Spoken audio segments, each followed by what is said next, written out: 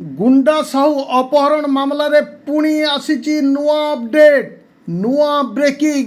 ବଲାଙ୍ଗୀରର ବେଶ ଜଣାଶୁଣା ବ୍ୟବସାୟୀ ଅପହରଣ ଘଟଣାରେ ବଲାଙ୍ଗୀର ପୋଲିସ ପୁଣି ଦେଲା ବଡ଼ ଅପଡେଟ୍।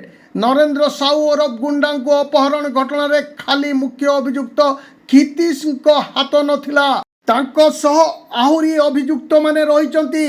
ତେବେ ଏବେ ପୁଣି ଜଣେ ଅଭିଯୁକ୍ତଙ୍କୁ ଧରିଛି ବଲାଙ୍ଗୀର ପୋଲିସ।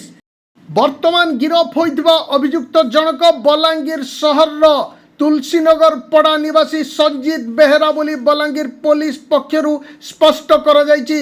ଅଭିଯୁକ୍ତ ସଞ୍ଜିତ ନରେନ୍ଦ୍ରଙ୍କୁ କୁଆଡ଼ୁ ଘରୁ ଡାକି ଆଣିଥିଲେ ଏବଂ ଏହା ପରେ ପରେ ଘଟିଥିଲା ଅପହରଣ ଘଟଣା।